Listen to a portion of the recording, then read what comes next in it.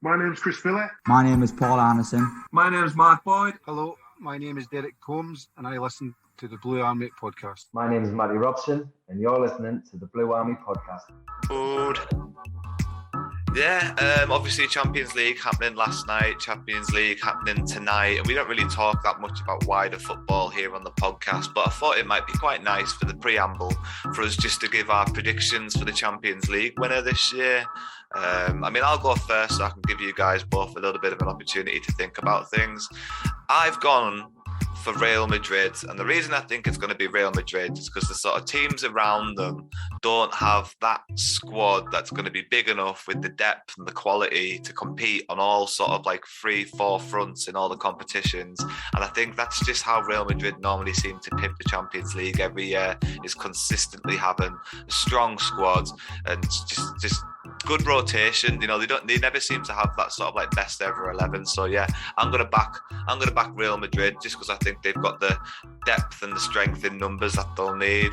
Liam, who do you think's winning the Champions League this year? I think a bit of an outside shout. I think out of all the teams I've seen this season, Napoli are the ones that impress me the most. So I think it's definitely not the bookies' favourites, but Napoli. It is difficult. Like, if you don't go for like the bookies' favourite, like you can imagine there's one of like 10 teams that could probably win it. Really, Wills, who have you sort of like fancy for the Champions League this year? I'm going to say Man City because I know they're in it and I don't know who else is in it. It could finally be their year, though. They're kind of maybe now finally strong enough on a European scale, but other than that, I haven't really been paying attention to it, so I don't want to say, I think such and such will win it, and so but they're not even in it. I think it's finally going to be Arsenal's year. No, I did think about Man City. But no, there we go. That's our Champions League predictions. That's all right. We'll get things off the road. We'll get things on the road. Here we go. Oh, right, Maras, how's it going? And welcome back to the Blue Army podcast. This is, of course, episode 87, and I am absolutely buzzing to be joined by the two men I like to call the Cumbrian Brain Trust. That's right, I'm talking about Wills and Liam Denwood from Blue Army TV YouTube. How are we doing, boys? Thanks for joining us again. Spot on. Yeah, it's good to be back after 2 defeats. Well, that's it, mate. Yeah, well said. Yeah, and it's kind of like brought us just crashing down, hasn't it? Yeah, we'll go into that. We'll talk about that. It's been 2 games. It's been 2 defeats, and Carlisle have just sort of fell away from the playoff positions as a result of that, unfortunately. Lads, at the start of the season, neither of you really put Carlisle in those sort of playoff positions in the first place. I think, Wills, you even said you'd be happy just to sort of like be in that equation. But now you've had a taste of the playoffs, and now we're 14 games into the season, 15 games into the season. What and how do you feel about Carlisle's chances? Would you change your prediction now with the knowledge that you have? Yeah, I think like if we'd had the full squad available from the start of the season, I think we'd probably be quite kind of safely in those playoffs. And, if we are able to get a full strength team out for extended run at any point, then, now that I can see that we can kind of be hovering around the playoffs with a depleted squad, you've got to hope that with a full squad, we can be in them. Yeah. You say with a full squad, but we've had obviously moans and groans again about suspensions and injuries being the reason why we kind of lost at Stockport last night. Liam, you were at Stockport last night alongside 1,126 other travelling supporters. An absolutely amazing effort. We'll get there when we get there, though. Focus on the opening question, sorry. Would you change your predictions? Do you now expect more from Carlisle United than you did at the start of the season? I think it really depends on what happens in January, because I think even without all the injuries, we don't have a massive squad. I think we've got a taste of it, and we've got the opportunity to go into the playoff places. It doesn't mean it'll happen, but we've got more of a chance now than I thought we would. I think I said 10 for something like that.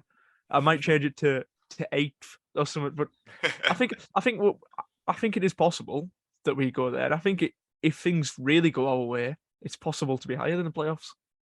Yeah. I mean, like, I'm hoping, I'm pretty sure I put us in 3rd or something in my predictions. So, like, I'm staying solid on that one. But obviously, I jumped on the Simo bandwagon big time, and I like to do that. And something else I like to do is have tradition.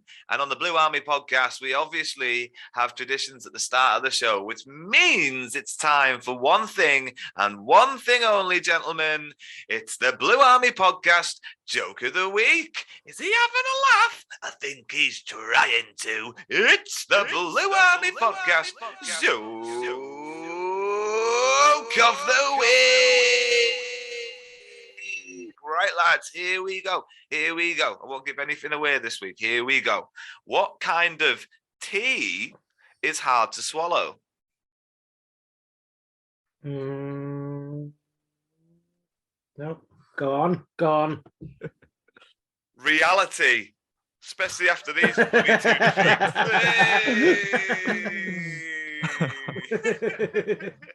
But no, we have came crashing back down into reality. We obviously fell away from the playoffs, and in the interest of this show progressing and developing, we're going to dive straight into the match reports for the last 2 games, starting with the Leyton Orient game. Now, I believe all 3 of us were at the Leyton Orient game.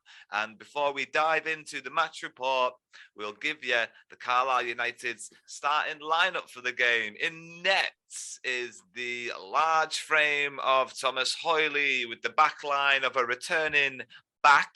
Whelan, Huntington, Mellish and Armour. Then the midfield 3 were Gibson, Guy and Moxon. And the front 2 were Ryan Edmondson and Kirsten Dennis. Now, gentlemen, it was obviously a very, very torturous afternoon at Brunton Park that day. We lost by 3-2.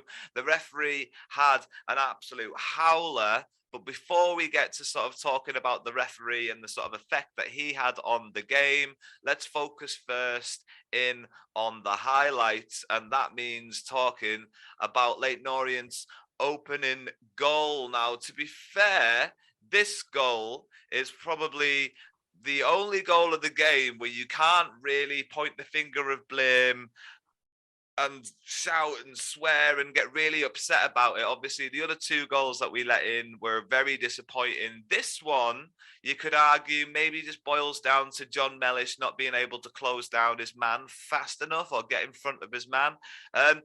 Leyton Orient get on the ball in the midfield, and then they pass it into the Carlisle half. The number 11 makes a very good run towards the box. And like I said, he's got Mellish running with him the whole time for about 15 to 20 yards, going from right to left, ends up just outside the D on the left-hand side, and he just slots the ball into the bottom corner.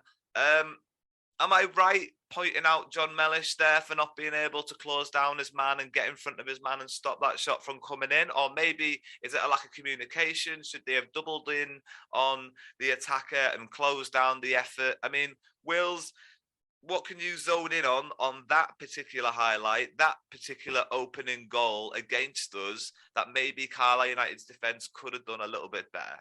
They just cut us open with a single pass. And like Mellish is on the back foot. Well, he's not like a slow defender, but he's up against a fast striker.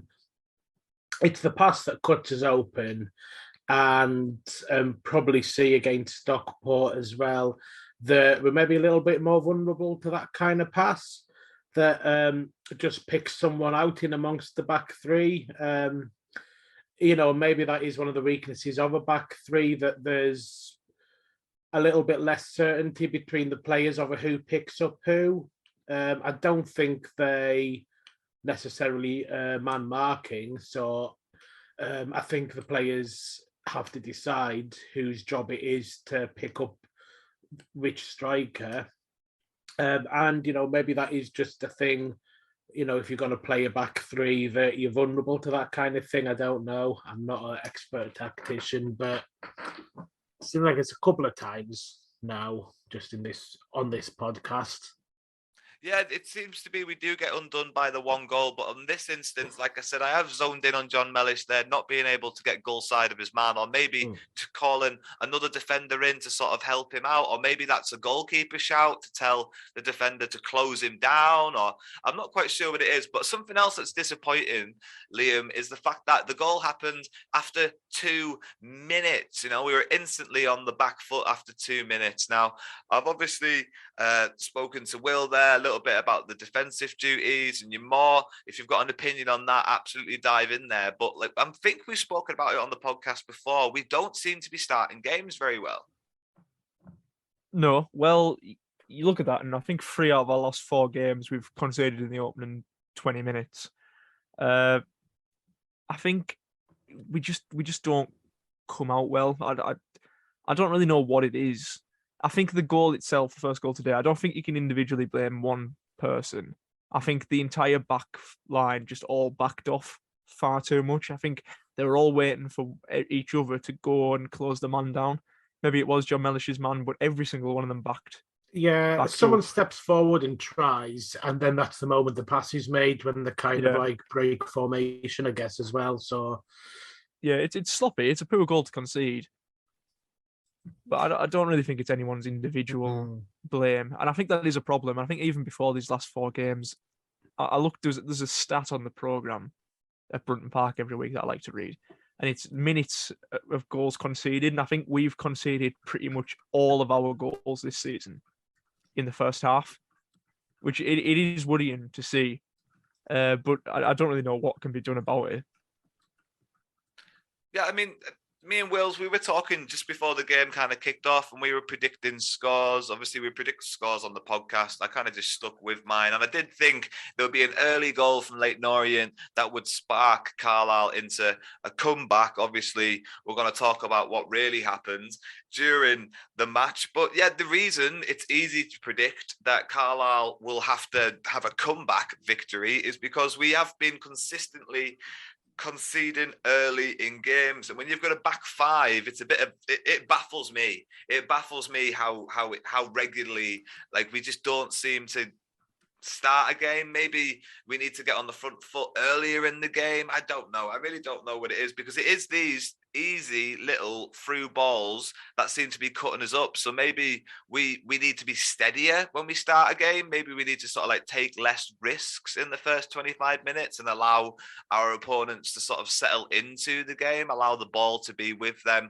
a little bit more so we can be more organized and then sort of grow into a game, rather than always starting a game on the back foot, or at least having had to have done that in the last couple of games. Now, that goal was in the 2nd minute, like we said, and Carlisle managed to get an equaliser in the 15th minute. So quite a quick response by the Cumbrians, exactly what you wanted to see. And what I always like to see, gentlemen, is a very good set-piece goal. Callum Guy back on corner duties on this particular occasion. Maybe they listened to the podcast, Liam, after you said get Moxon in the box. But I don't see him in the box or in the mixer in this particular exchange. But the ball has gone into the sort of front of the 6-yard area. Ryan Edmondson has rose very well. It's a classic sort of striker's corner finish header goal, wouldn't you say, Liam? Yeah, it's his first league goal this season. He scored a good one at Shrewsbury. But yeah, he just did everything well. I think that was the perfect corner, just in general. It's a brilliant ball in. It's a brilliant finish. Is it a free header? I can't remember really watching the highlights back, but it was an easy header for him either way. But yeah, good goal, good finish, and we got straight back into it right away. Yeah, Wills, you would have just recently watched the highlights for that game. I mean, can you sort of like talk us through the silkiness of the nature of the set piece? Is there anything you noticed? Or was it just a very good, very well organized, everybody bolts towards that kind of front of the 6-yard box at one particular time, guy puts it in that area, and you've just got to get on the end of it. And when you've got a good lad like Ryan Edmondson, you'd imagine him to be the kind of striker, not the classic target man striker, because he hasn't got the frame, perhaps, or the physicality to do that. He's a bit more agile on his feet, even though he is quite tall. But you'd expect him to be quite useful in the air this season, wouldn't you? Yeah. I mean, he looked good in the air, scoring that goal, and that's kind of what we want to see from him, because he's got the physicality, and because we do. I mean, we do seem to put a lot of crosses in, and I did kind of like feel against Orient that a lot of the crosses we were putting in from open play were going nowhere. Maybe that was mainly after Edmondson got sent off as well, perhaps. So, but for the goal he scored, that's kind of. It's kind of the type of player that we need to have. We need to have a player who can do that, because if you're going to go for promotion, you need to have different kinds of players who can score different kinds of goals. And Edmondson can be a big man in the box who can hopefully get his head on some of these crosses and corners. Now he's had more of his sort of like match sharpness back. He is good with the ball. Like, he can carry the ball, he can run with the ball, but he's not that kind of Zanzala or Toby Shaw-Silva type who battles his way into the box necessarily. He's a bit more of a fox in the box. Is that the right word for it? I'm not sure. I don't know. Is a fox in the box not more of a little guy? I don't know. Sure. Either way, we've scored poacher. Poacher. I can poach. Yeah, that's good. Either way, I felt like Dennis would maybe be more of a fox in the box type player, but I think we've scored very few goals from set pieces this season. I think we might have scored the most goals from open play in the division, but our set piece game hasn't been that great, and that's partly because we haven't had the sort of player that Edmondson is, because a lot of set pieces do rely on someone being physical enough to make space or big enough to rise above people and get their head on it. That's kind of like, and we're going to be missing it again for a bit now, but at least he's fit, and at least we know, once 2 more games is up, he'll be back, and hopefully score more of those kinds of goals. I just hope he scores a jag-load of goals, really. But obviously, we will go on to talk about that sending off. But before that sending off, and just 2 minutes after Carlisle United's equaliser, things went a bit pear-shaped for John Mellish. The ball was rolled out to him by Hoyley. Mellish decided to take quite a heavy touch to maybe take it round the attacker and slipped, unfortunately, which gifted the ball to the goal scorer. He still had a lot to do. It was a very good chip, considering the size of our goalkeeper, being the biggest professional goalkeeper in the world, I believe. It's disappointing. It's a mistake. They do happen at this level.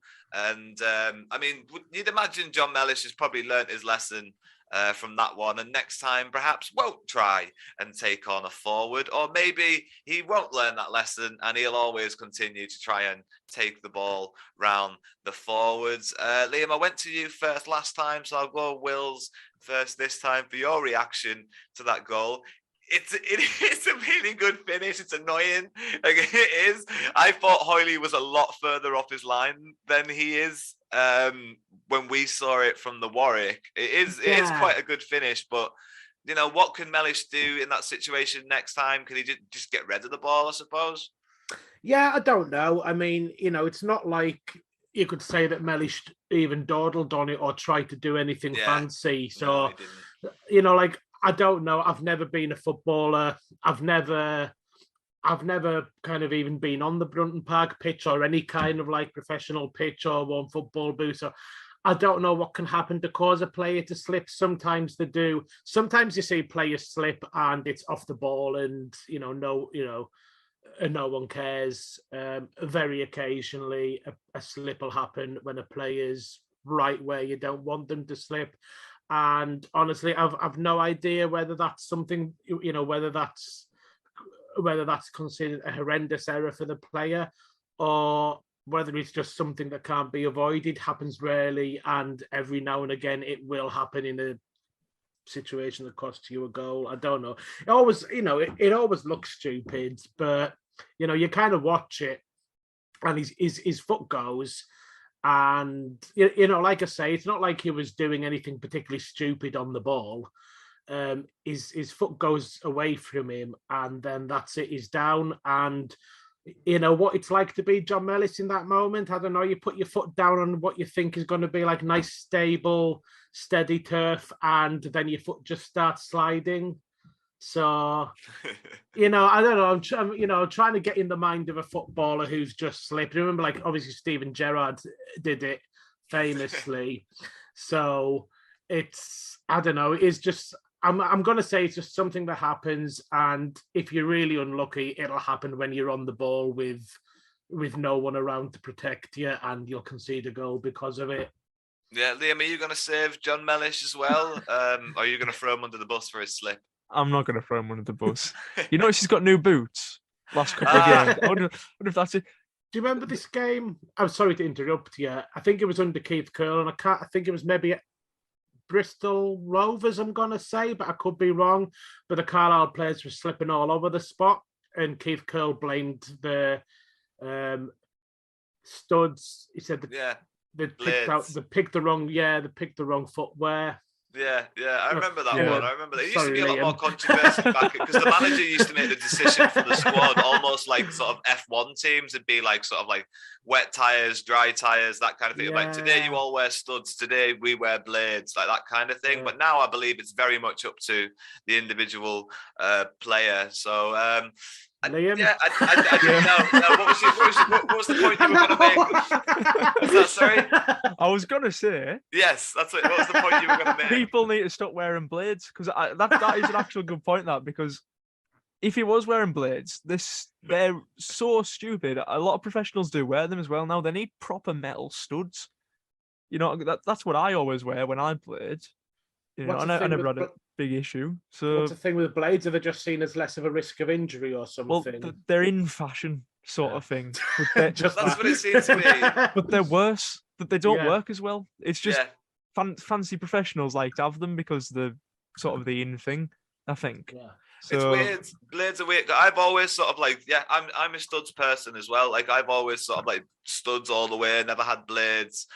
Blades kind of came in the same time that like long grass AstroTurf came in. And then they sort of transitioned onto being used on grass. And then, I think some people literally just like the way they look because studs can look a bit ugly, I guess. Like, classic studs back in the day, they were just all the same, weren't they? They were all just like black plastic with the metal sort of like bit at the ends, and they were all the same. There was no way to make them individualized. Nowadays they come in all kinds of colors and things like that. But I think some people just need to grow up and stop wearing blades. This is all hypothetical because we don't know whether John Mellish was wearing blades or not. That's true. And if John Mellish, you're listening, you can obviously take a picture of your boots and put them on Instagram and just give us a nice little tag in there, the Blue Army Podcast, and then we'll all know. And we'll appreciate that. We'll appreciate the information. We really will. Now, gentlemen, we've all sort of like chalked that down to just being a sort of freak of nature mistake. But what Ryan Edmondson did later on in the game, while Carlisle were chasing yet another equaliser, maybe isn't just a mistake. So we were chasing a goal. There was a corner that came in from Callum Guy. It was cleared out back to Callum Guy, who tried to put another cheeky shot onto the front post, I think. But it was a definite handball from the Leyton Orient defender, who you can see gesturing at the referee as if to say it wasn't. And then Whelan lets the defender know all about it, gives him a tap on the shoulder quite literally, and starts shaking his finger at him. You're full of bullshit, basically saying. But that took your attention away from what was happening just in front of the goalkeeper in the D of the box. The sort of Leyton Orient defender grabbed Edmondson first, and Edmondson turned around and by that point had the defender all over him. Like literally the defender had his arm around Edmondson, and they were obviously having some words, and to create some separation, Edmondson put his arm up, and the only place he could put it back down again was apparently in the defender's face. And obviously the defender made an absolute meal out of the situation, going straight to the ground. And I mean, I don't think the referee saw it. I really don't. I think the referee turned round, sort of heard from his linesman what might have happened, and then he quite quickly produced a red card for Edmondson there. Now, we can start talking about how effing poor the referee was now, I suppose, because we do have to, because we have to focus first on that handball decision. Liam, how is that not handball? Well, it's League Two referees, isn't it? And they're so poor. And I really don't know why it's like this, because it never used to be. You know, you'd always get bad refs. You'd always get the occasional Trevor Kettle or someone like that. Yeah. Fun fact, he's now head of officiating in the Indian Super League or something daft like that. He'll be taking some backhanders, man. He'll be taking some big backhanders over there. A little bit of trivia there anyways. But I don't know what it is, because you used to get the occasional bad referee, but it's so consistent now. And my theory is they've taken refs out of the Championship to be VAR officials in the Premier League, which obviously means League One refs move up to the Championship, League Two refs move up to League One, and then League Two are maybe left with some non-league referees that are having to come into professional jobs. I don't know if that is it. I could be completely wrong there, but it just seems this season they've been awful. And I think I don't like to blame the referees, because most of the time referees aren't biased. They're just generally awful for both teams.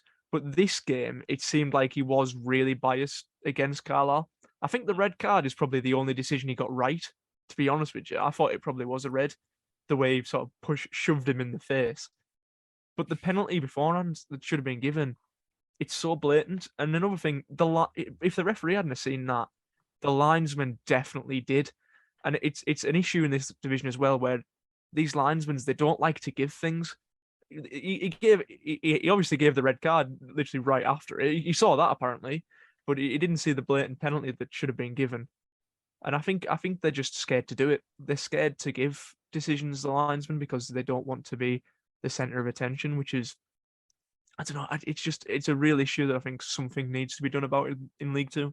I mean, maybe some of it is like a lack of support from your linesman and your fourth official, because obviously the referee on the pitch is normally the most experienced referee available, and that's why he's the referee on the pitch, and the linesman, etc., etc. But this guy wasn't scared to make decisions. He handed out 7 yellow cards between both the teams. And then obviously the red card to Edmondson. The stop-start nature of the game absolutely ruined it, especially after this red card. So the referee definitely left a big stamp on the game and definitely affected the afternoon that we had in front of us in terms of the football. Now, Wills, I'll come to you with the arm to the face. Ryan Edmondson. They get given automatically, don't they? Like if you put your arm up in someone's face, you're off. It's as simple as that. Yeah, I mean, Simo said that he'll be having words with Edmondson about kind of his, about his conduct, and we're not, obviously that we're not going to be appealing that. You can argue that, the Leyton Orient player has gone down easily just to make sure that the referee knows. And maybe that's what catches the referee's attention. He's like seen something out of the corner of his eye, but the Orient player going down is kind of what calls his attention over. And some people say as well, like, if because it's letter of the law, it's a sending off, we can't have any complaints. But if the Orient player doesn't go down, maybe the referee doesn't notice that. So it's that kind of old argument about players will go down and make a meal of it, because if they don't, then the referee won't make the decision that the referee should be making. And the other thing as well is it's frustrating because it happens straight after the penalty incident. And if the referee does his job and gives a penalty, then Ryan Edmondson's not getting into anything with the Leyton Orient captain, and therefore we have a good chance to get. Did that happen at 1-1? So we've got a good chance to take the lead and keep 11 men on the pitch. And the game could have been completely different from then.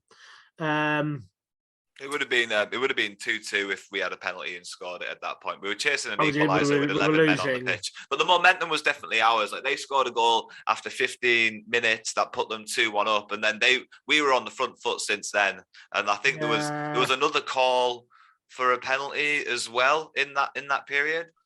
Yeah, I can't really remember that one. I can remember seeing people saying there was another call for the penalty, but not remembering what or when or what what that was all about. But it's obviously the handball was. I can only assume the referee just didn't see it, and the linesman didn't see it either, because there's no way any referee who sees that isn't going to give a penalty. Even the Orient fans that I've seen online, I haven't seen any Orient fans arguing that it shouldn't have been a penalty. They seem to all know that it was. So, but yeah, Ryan Edmondson's just got to be a bit more smart. I can totally understand that he just lifts his arm up to kind of like push him away or something, have an altercation. It's not like he's punched him. Mm-hmm. But, the law of the game, it doesn't make a distinction between whether you push a player in the face or kind of, deliver a full-on haymaker and knock him out. They're both violent conduct. If you knocked a player out, you'd probably get extra punishment, to be fair. You might not just get the old rematch. Yeah, but that would come afterwards. On the pitch, it would be the same. It would just be red cards. Yeah. It was definitely a topsy-turvy afternoon. That meant Carlisle went into half-time, a goal down and a man down after two quite solid penalty shouts. Coming out for the second half, we didn't really seem to have too much of a change in game plan. After the sending off, let's have a look. After the sending off, Moxon.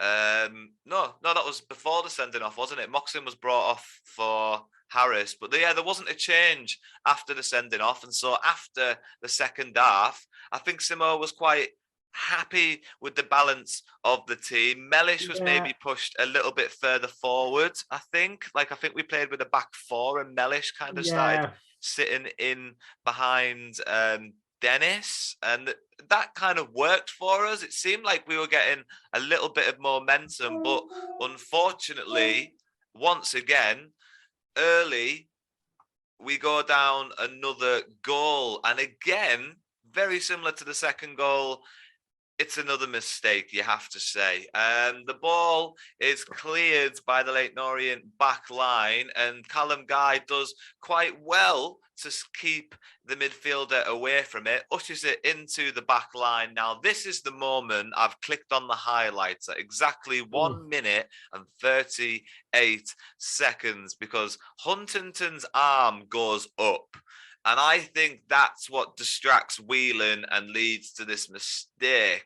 Maybe it's not, but I think this is a massive lack of communication in that back line, which it has been guilty of a few times this season. Anyway, Whelan, some reason, should have had the ball under control, allows it to roll under his legs. Maybe he was expecting some kind of offside shout if the attacker got involved in that phase of play, but that's not what happened. And poor old man Huntington was forced to chase a very sprightly attacker down the pitch, couldn't keep up with his man, and it was a good finish still. You know, you can't really have too much of a go at the goalkeeper even when these mistakes are made. The attackers still have a lot to do, and they are finishing very, very well, unfortunately for the Cumbrians. I mean, Liam, what do you see in this? Like, where's the blame? Is it a lack of communication, do you think? Is Whelan just kind of like screwed it up? Has it just gone through his legs? Is it just a big mistake from Whelan? And unfortunately, Huntington's the last man back and he's not going to win a foot race. Well, it's offside.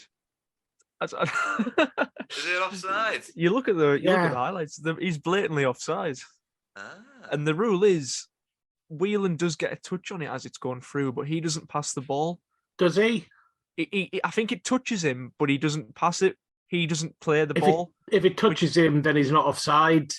But I think but the rule is if he passes it, it's not offside. But I think if it takes a touch off him and goes through, the man's interfering with play and it should be offside. I did check. I don't know. Like, they do keep changing the rule on this kind of thing. And so I did have a look myself, and it's probably open to interpretation as well, and you have to go on a course to know what the actual answer is. But it seems like at the moment, unless it's if it touches a defender or something, unless it's an accidental touch, like if you actually play it off the defender or something, or unless it's the goalkeeper saving it or the defender blocking it on the line to prevent a goal. But under any other situation, if the defender touches it, then the offside player is allowed to continue. But I don't know, because I mean, you know, you've got the whole thing about interfering with play, so which he was. Yeah, he's a mile offside, and he's the one that grabs hold of that touch and goes. Yeah, you know, it's from his pass. It's from the Leyton Orient pass through that he receives the ball. Yeah. So I think he must be offside, and the general consensus online, even with Leyton Orient fans, is that it was blatantly offside and that they've missed it. Yeah, and I wasn't sure if Whelan had touched it anyway, and given him I can't remember. It didn't look at the time like it looked like he just went clean through his legs, and we were thinking like, what's he doing? He's gone for that ball and not gone for it. But giving him the benefit of the doubt, like Liam says, Huntington's already got his hand up. As Huntington maybe said, he's offside, leave it, and like Whelan's about to go and intercept it, and then has heard Huntington say something like, something along the lines of, the player's offside, will take the free kick, or something like that. So I don't know if that's, giving Whelan the benefit of the doubt, because it is as equally likely to be he tried to intercept it and made a hash of it. But it's possible that he was about to intercept it and then kind of like, made a last minute decision to leave it. It's a weird decision. Like, it's a weird decision to make, because you play, like, we get drilled into us as kids, you play for the whistle. So even if he is going to get called for offside, if you take that touch and then the attacker tries to come and tackle you from behind, you'll get that offside because he's come from an offside position. Or is that not right? No, that's right. If you tackle a player, you can tackle a player and be offside. Yeah. Right. Okay. Well, it's just. I don't know. I think you should definitely have just taken the touch and just dealt with it. Yeah. I don't know. I mean, that's kind of what I thought at the time as well. We were like, because it was like he's somehow been nutmegged, but it looked like he'd nutmegged himself. Like it looked like he had the ball under control, like he was, and then let it run it through him. Yeah, and then suddenly his legs opened up, and like he kind of got down, like kind of like stretched and kind of like almost kind of like on one knee or some, and then the ball's kind of like through, and then as you say, it's like Huntington in a foot race with a striker. Yeah. I think it should have been offside anyway. Yeah, so. Okay. Fair. I mean, like, now I've sort of watched it back a few more times. On the day, I didn't realise that at all, and I don't really look at a lot of like Twitter or anything like that, so I haven't seen a lot of like match analysis-y kind of things about that. But I was looking up the rules to see, like, I didn't think that Whelan touched it, but when I was looking up the rules to try and work out, would a touch from Whelan have made it not offside? It's a bit vague, because there's stuff about interfering with play that requires a lot of interpretation. But in terms of whether a player touching the ball would then allow it to not be offside. It sounds like only if it sounds like it's only if the touch is necessary in order to prevent a goal that a player can be offside when the ball's come off a defender. You know, like obviously if the goalkeeper saves it and pushes it out, then you're still offside. Rules, they keep moving things around. I think like they keep tweaking changing the wordings. Yeah, like, well, I ridiculous. did a course in refereeing in like 1999 when I was at school, and I remember kind of like little bits of that. But I think like they've tweaked, especially that part of the offside rule, the whole idea of interfering with play and whether the ball's taken a touch off the defender. It seems like they make a tiny little tweak to that every single season. Oh yeah, I mean they changed it. I don't want to stay on the offside rule for too long, but they changed it when like you weren't allowed to be on the wrong side of the line and be involved in that attacking phase for a while, and then eventually, they changed that rule so you could be that side and then come back on side, and then obviously be a part of the. They had to change that rule basically. If you're in an offside position when the phase of play started or whatever, then the goal could still get ruled out. Yeah, you can sympathise a bit with refs on that point because, like, they're getting the rule changes the same time as the rest of us. Yeah, but they're actually getting paid to read the bastards. So yeah, but like I say, we've read it and we're still not sure. Yeah, I don't know. They need to have it back what it used to be, where it's if anyone's offside, it's offside. Because then there's blanket offside. There's no room for interpretation. Then you can't have rules that it's debatable. You've got to make your mind up and have an opinion on it. You need to have strict black and white binary rules. Is it offside? Is it not? Don't have it up for interpretation. Yeah, and it can it can seem a bit strict sometimes, but it makes it clear. If you just say like, if there's any attacking players in an offside position when the ball is played, it doesn't matter whether they're on the other side of the pitch on their way back or something like that. Then tough titties, it's offside. Get over it. Yeah, no, absolutely. Like just a nice big blanket, old school offside. That's all we want now. That's all we want now. Well, at this point of the game, Carlisle are 3-1 down and a man down. But we did get a consolation prize. The ball was won back by Finn Back, and then a nice 1-2 was played with John Mellish, and a very clever ball was played into the path of Jordan Gibson after Dennis sold his man for a dummy. Very good finish on the back post. Gibson, you'd have to say, deserves a few more goals this season. There was definitely that the goal that happened the other week against Doncaster where he was unfortunate not to get the goal. But it's too little, too late. It was nice to see Carlisle still trying at that point of the game. Good to see Finn Back fit and fighting and a part of the attack. Finn Back has had a really good sort of start to the season. And I think, if we're unlucky, we might see him go back on loan in January and then loaned out to a slightly higher level if we're unlucky. But he's doing fantastically well, isn't he, Wills? Yeah, he is. And it's been kind of unexpected as well because we had the injury to... I guess we were probably expecting Joel Senior when we signed him to kind of like, this is the guy who's going to be our right back. And he had that injury. And then there was Jack Ellis for a bit, possibly Jack Ellis, and we signed Finn. When we signed Finn Back, I think, I don't think we were necessarily thinking... he's going to kind of become our best right back and almost one of the first names on the team sheet.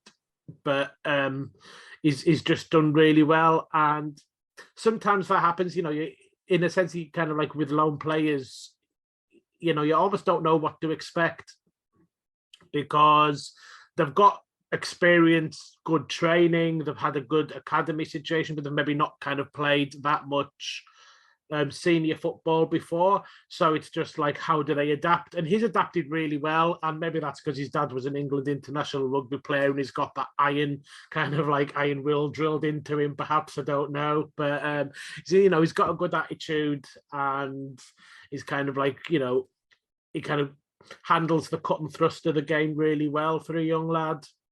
I mean, decent player. Really good finish. It's a really nice Carlisle goal. You would have had a good view of it from your end of the pitch, Liam. Yeah, no, it was a good goal. I can't remember it, to be perfectly honest with you. Cut that bit. He does like putting you on the spot, doesn't he, Liam? I am a bit of it on the spot. Yeah, it's kind of the way it works. it's like you ask these really long, rambling Garth Crooks style questions, and it's like you're like building up. It's like I still don't know what question he's actually going to ask me. And he's like, so like this happens and this happens. And like, is he going to ask us about the pen? No. It's like and this happens. So what do you think about the finish, Liam?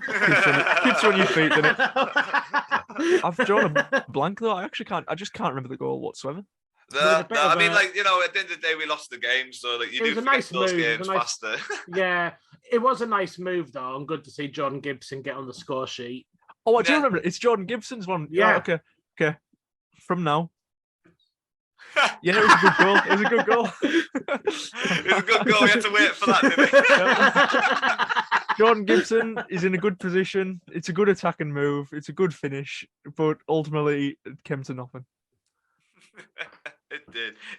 You're quite right. Yeah, at the end of the game, there was a lot of controversy over the referee's performance. We've dived into that.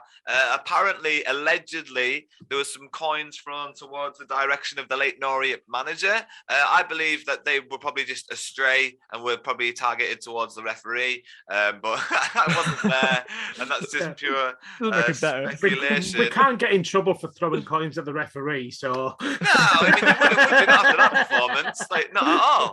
Should be allowed to throw. Oh no, that could get us in trouble. Oh yeah, that's allowed to throw coins at the referee. That's what you throw at referees. Don't throw coins at referees, kids. Don't throw coins at anyone, but no children. Steve Evans is all right. Throw coins at Steve Evans. No, but I mean, it is normally quite hard to give a man of the match when we get to this point of a game when we've had a loss. But because, we didn't have the worst of games, there were some players that did play pretty well, put the heart on the sleeve and gave an effort. So I don't think it's an impossible task. Probably in the Stockport game, it is for me and Wills because we weren't there and we didn't see the full 90. So we'll maybe just let Liam have a man of the match for the Stockport game. So that still happens. But yeah, Wills, did you have a man of the match for this game? Finn Back, yeah. I think we've already talked about his performance. No, nail it, man. Yeah, we'll move along. Liam, who do you think? Exactly the same. Finn Back. Yeah. Similar reasons. Has to be. It's a trio of Finn Backers. He's kind of getting along as well with his kind of attack and play. I remember early on in the season, we commended him for getting forward, but he wasn't quite doing as much once he got into those forward positions. But that's, from then that's improved. So he's kind of becoming much more of an all-round wing back Finn Back.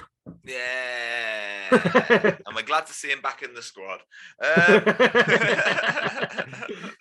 Yeah, a trio of Finn Back there. So for all the reasons we've already said, we'll move on and we'll talk about the Stockport result that obviously happened last night. Me and Wills have only really been able to see a couple of highlights, and we are getting a little bit pressed for time now. So I'll basically just ask Liam what you thought of the game against Stockport, because we don't normally do 2 match reports in an episode anyway. So why don't you just give us your summed up opinion of the game against Stockport?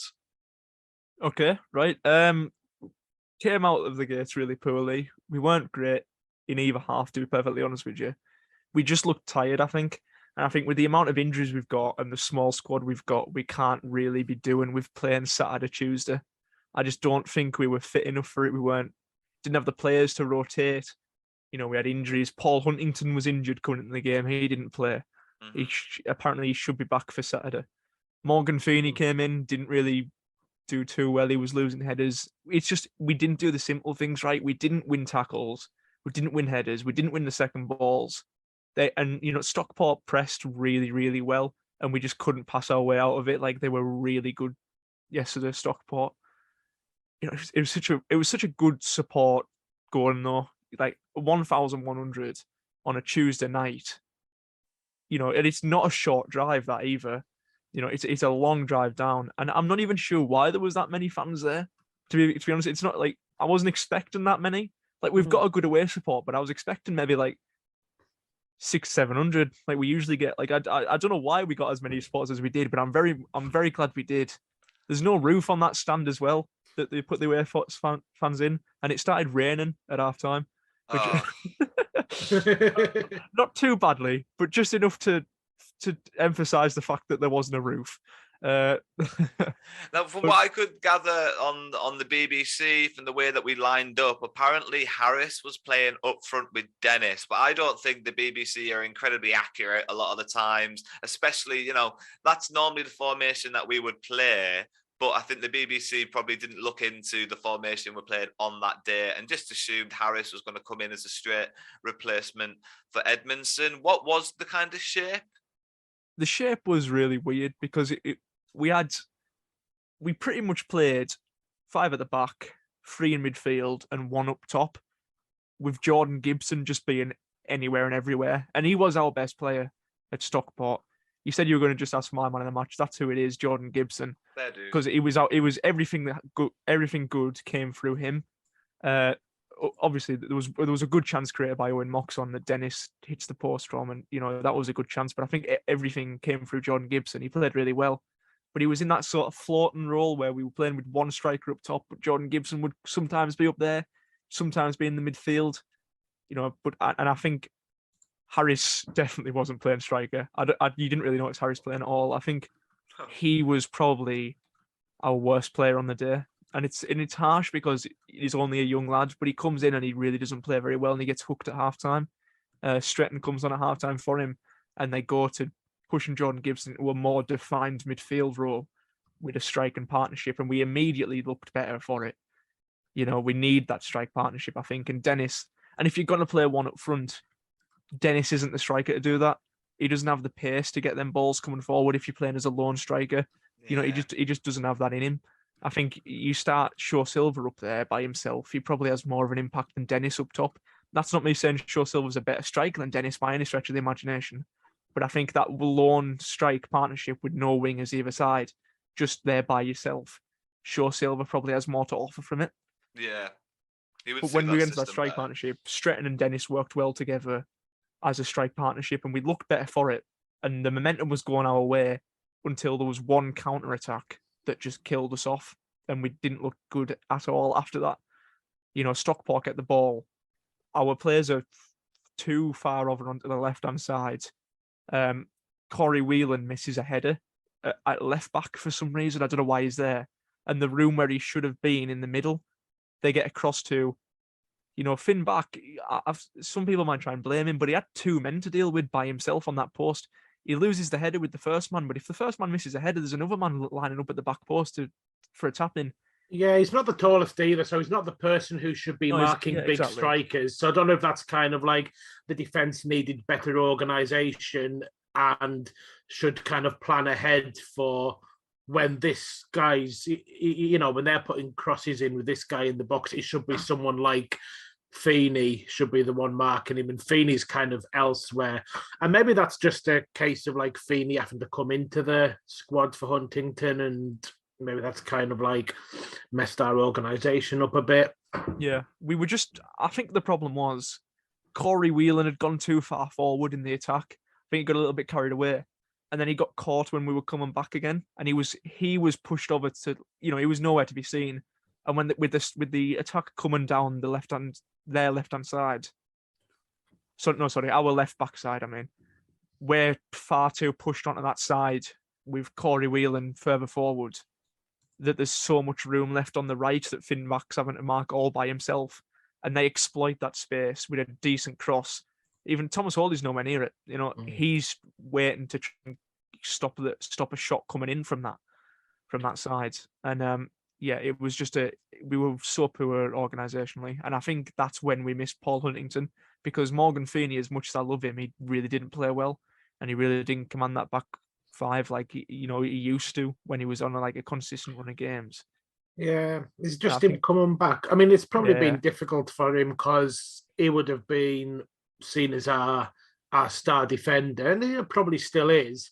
But just because we were defending so well after he was out injured, he ended up spending quite a bit of time being fully fit, but on the bench and not featuring. So I don't know if it's kind of like killed his confidence. Yeah, it's kind of maybe a bit of a confidence thing. Yeah. Well, after that performance, though, I'd maybe get rid of Corey Whelan next game if Huntington's back fit, and start with what we used to have, where it was Feeney, Huntington, Mellish as a back three. I think that's probably the strongest way going forward, because I think Huntington, he commands that back line, and we missed that. And I think we had a discussion towards the start of the season where it was like Huntington and Feeney did the clash a little bit, but Feeney's our captain; he commands the whole team. Yeah. Huntington commands individuals in the back line. And I think that's what we missed. I think they were just a little bit too disorganised, and they didn't push back from the attack well. And, we're pushing for a goal. We need a goal. So it's understandable why we're playing such a high line. But, we took the gamble of pushing players forward, and it really didn't pay off. And, we conceded because of it, and that killed our momentum. I mean, that victory put Leyton Orient top of the league. Unfortunately, the victory before that, Leyton Orient went top of the league, so that's obviously a very good team. In this game, you were probably thinking we were going to come away with something from it, and it's just a little bit disappointing in general. The last two games, conceding as many goals as we have, 5 goals in the last 2 games. Obviously, still conceding goals in the early stages of games. The suspension to Edmondson to add to the injury list of players unavailable, that's already there. Gibson's suspended as well now. And then there we go. Gibson piles on with the suspensions. So it's been a bit of a tough week for Carlisle United fans. And it's been a bit of a tough episode, really. It's been a bit of a slog for us to get through. But before we finish things off, there's just 2 more things left to do. First of all, let's give our predictions for the Tranmere game happening away at Tranmere on Saturday. Wills, after 2 defeats, surely it won't be 3 in a row. What are you predicting for the Tranmere game? Yeah, I think, in terms of form, I think they're probably the best team we've come up against recently, but I'm going to try and be positive and say we're going to get a hard-fought 1-0 away win, and maybe a bit of an ugly win, but, maybe I can kind of see us Simo kind of sorting us out, dig deep and get something there. Maybe that'll work for you, yeah. Maybe that'll work. What are you saying, Liam? 1-1.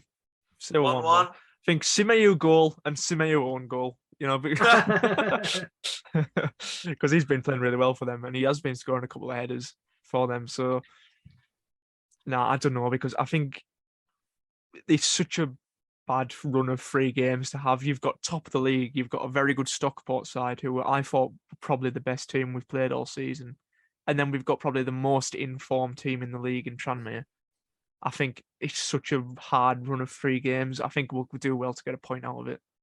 Yeah, I'd like to see us kind of shut up shop, try a slightly different game plan if we can have that back 5 that we all want, like we just said about Mellish and Huntington and Feeney playing as that back 3 in there, and just eke out a 1-0, just stay solid for as long as we can, and then just take the opportunity when eventually we get it. Maybe be tempted to play Toby as the lone striker, just to give Dennis a bit of a break after playing on a Saturday and a Tuesday, and just start with Toby and see how he gets on, and obviously just firm up that midfield a little bit more to just allow more of a solid base during the game. So I'm going to go for 1-0 Carlisle United, because I don't like to predict anything else but a victory for Carlisle, and that's kind of the only way I can see it coming about. Right, gentlemen, we end the episode with everyone's favourite new feature, because I know you love being put on the spot. Don't worry though, it's not a high pressure situation this time. It's quite easy actually, I think, this one. Very friendly. Caught the eye because of its friendly nature of being put on the spottedness. But anyway, on this day,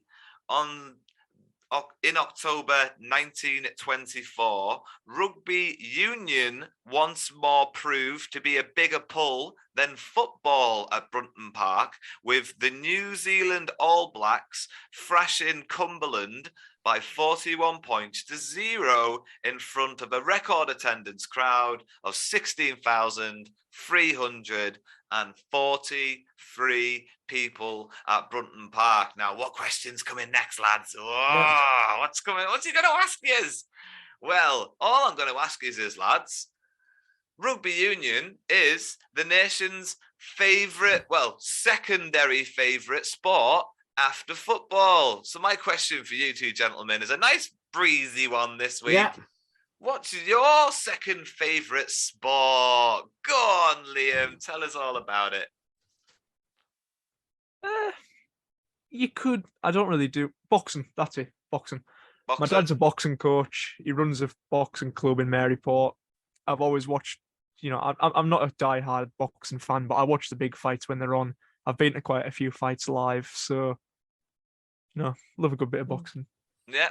Boxing for Liam. It's boxing for me as well, to be honest, especially since everyone seems to be getting involved in boxing, celebrity boxing, YouTube boxing, the heavyweight division's awesome at the moment, just for the British scene as well. So yeah, I've been boxing probably, I do flip and flop depending on my second sport sometimes, depending on, if NFL's in season and things like that as well. But yeah, boxing right now is probably my secondary sport. In fact, it's just a lot of going on, especially with Tyson Fury having another fight. Will, what's your secondary favourite sport?